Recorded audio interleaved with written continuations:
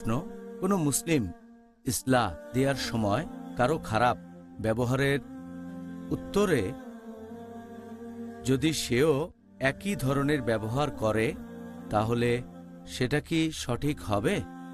যদি এই প্রসঙ্গে বলেন যে একজন মানুষ ইসলাহ দিচ্ছে অথবা দাওয়া দিচ্ছে, এ ব্যাপারে নির্দেশনা পাবেন কোরআনে।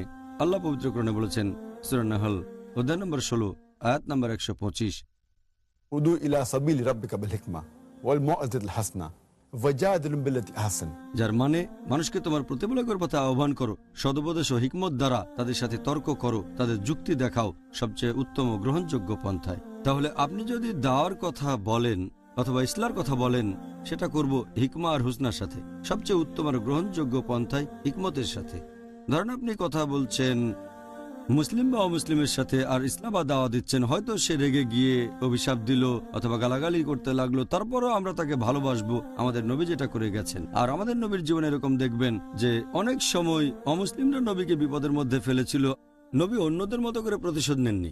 এরকম আরো অনেক উদাহরণ পাবেন, যেমন এটা আছে সহিহ বুখারীতে হাদিস নাম্বার 6030, যে একবার এক ইহুদি নবীর কাছে এসে তাকে বলল, আসসালাম আলাইকুম।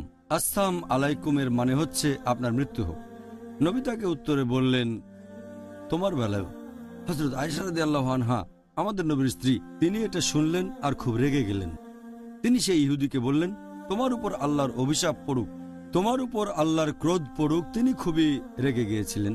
নবী তখন তাকে বললেন যে তোমার শান্ত হওয়া উচিত, নম্র হওয়া উচিত, রেগে যাওয়া উচিত না। হযরত আয়েশা রাদিয়াল্লাহু আনহা বললেন যে আপনি কি শুনেছেন সে কি বলেছে? নবী তখন বললেন, তুমি কি আমার উত্তরটা খেয়াল করেছো? আর আমার দোয়া আল্লাহ কবুল করবেন, ওদের দোয়া কবুল করা হবে না। এভাবেই আমাদের নবী মানুষের সাথে ব্যবহার করেছেন।